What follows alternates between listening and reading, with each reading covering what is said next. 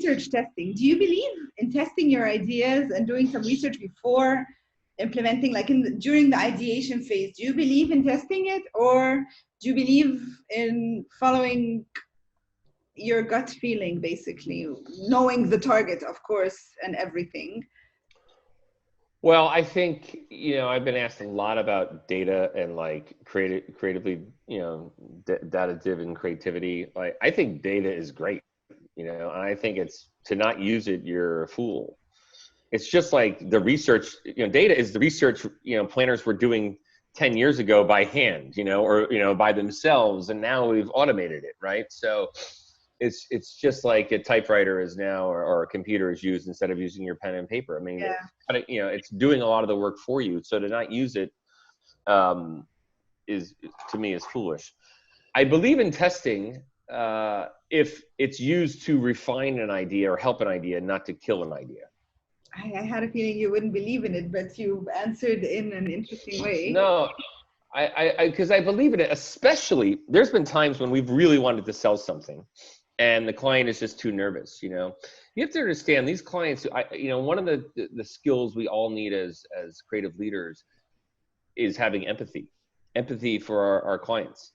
I agree. Often our clients want to make the right decision or want to make the riskier decision, but so much of what's wrapped up in that decision is these often these brands aren't necessarily in major cities. They could be in smaller cities where this job is very critical to their kids' college educations, their mortgages on their home. These decisions are not just how can I make a great piece of work? There's so much weight on it. So I'm always like, how do we remove the barriers of fear for people? And the fear also is inside the agencies too. When you start having mortgages and families, like, you get less and less bold because you're got a lot more responsibility. And I don't have any children, so maybe that's why I've been successful. I don't know. I don't care as much, but now I have a lot of people I'm responsible for, so it's kind of a moot point than not having kids. Kind of like kids. Just you feel responsible, of course, for everybody. But oftentimes I say, well, why don't we just test it? If it's dying anyway, because everybody's so nervous and let's just test it. What's the worst that can happen? It proves that it's too risky and no one wants to do it, or actually, no, the testing has come back so overwhelmingly positive, it gives our clients confidence that we can go do this idea, that we should go do it. So I try to say it's a great tool to either refine an idea, help an idea get better, or to save an idea from dying. But I don't think it's a great tool to decide we should do this work or do that work. That has to be some level of gut. But I don't know. If you're afraid of testing, then your idea is just maybe not good enough.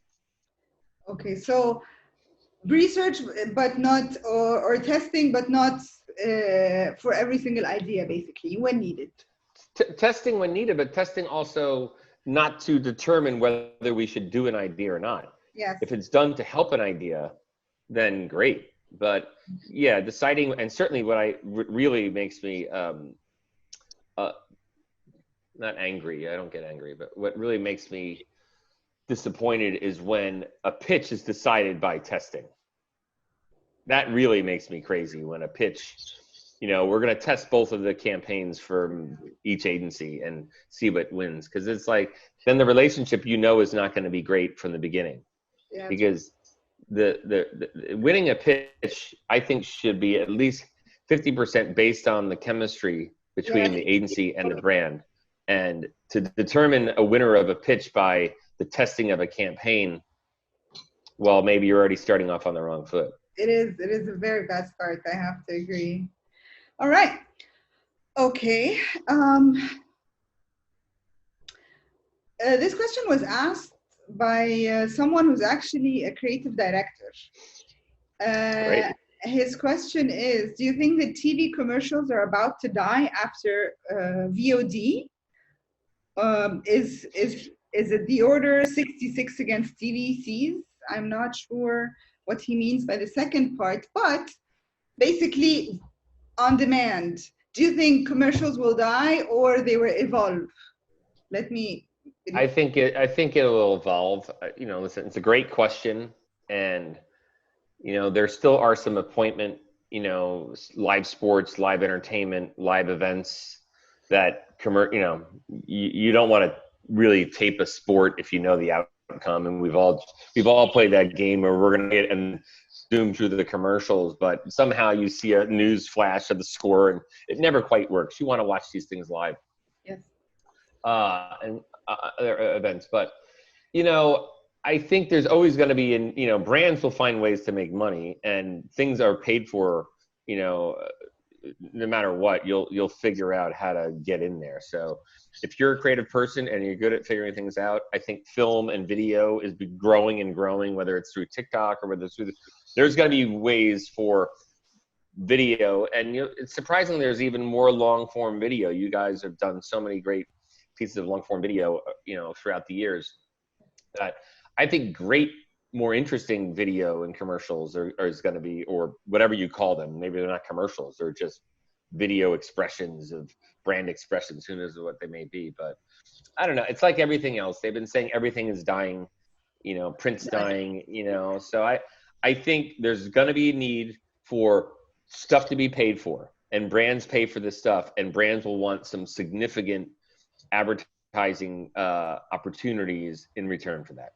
So I don't think we're going to get to a point where you won't see brands doing some kind of video expressions, around the things you like. That's just the way the world works.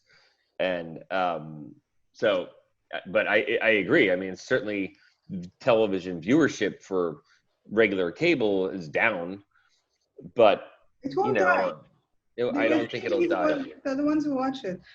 But if you're a good creative, you're always going to be needed. If you understand how to solve things with creativity, but you need to evolve, and and make sure you're very educated in all the platforms and all the new things and all the new technology. You need to be a student, because you might not be someone who survives if your skill is that I can write TV commercials. You got to really understand the way the world is moving, so you can crack it, no matter what it is, so I think we all do a little bit of in a lot of industries, there's constant education and schooling and required classes. Whether you're an accountant or in finance, you need to go back and refresh yourself.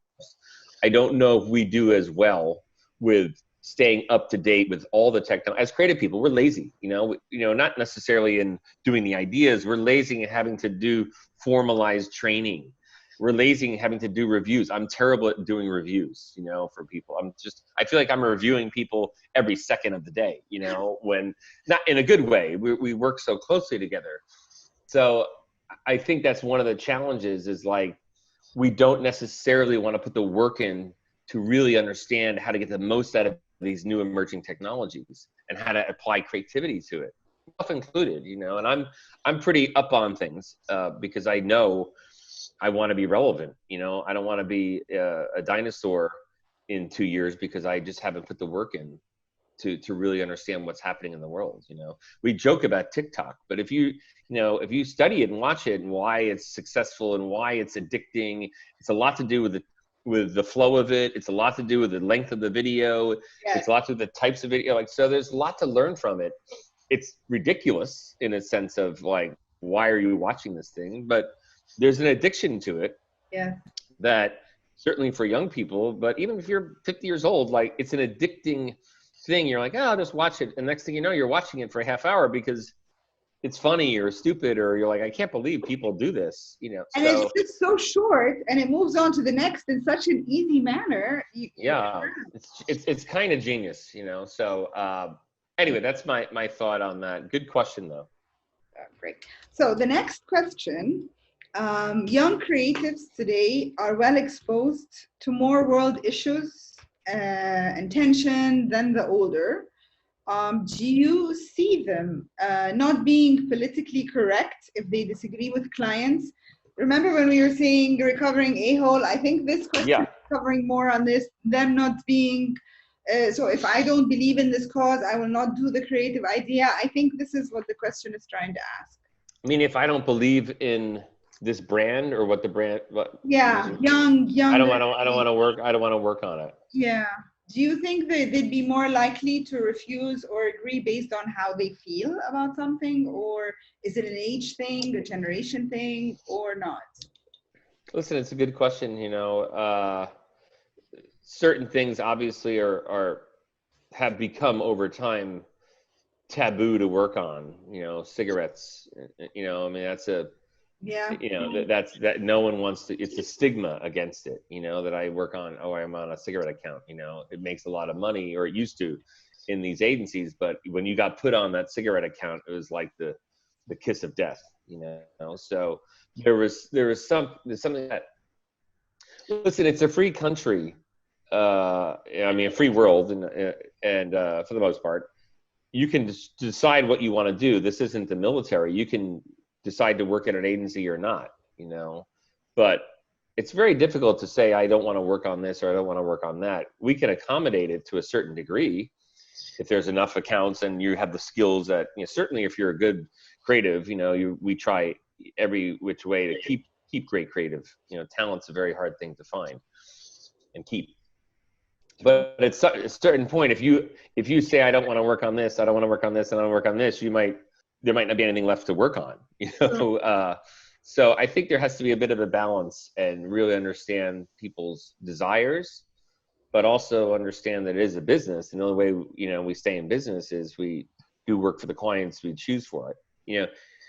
You can decide to leave at any time. And that's the great thing about it. You're not locked into, most people are not locked into contracts and most people are not locked into golden handcuffs and financially that way. So I don't know. I think it's a personal choice and we can accommodate it to a certain level, but at some point, maybe we're the wrong agency for you because you don't agree with any clients we have. Yeah. So, because especially some young people, I remember being at a job fair inside of McCann Worldgroup we had, and more people than not said, I want to work at a purpose-led agency that only does purpose-led work. Oh, okay. And I was like, well, that's great, but also limiting to you. You might want to find an agency that does a lot of purpose-led or believes in it, like we do. But it's very difficult to find an agency that only does purpose-led. There's an agency called Oberland in New York City. Bill Oberland is the owner of it.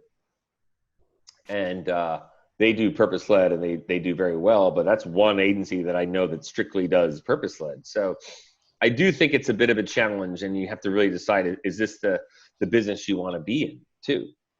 Because if you're a creative person, you can choose to work for lots of things, but you'll find that in the end, most companies are trying to sell things, and hopefully they're doing also, some good things too, and balancing it out. But advertising is about selling products and building brands. So you either chose to join the ranks of the business or not. But certainly when there's things like cigarettes and guns, and there's lots of things that most people will say, I'm not comfortable working on that.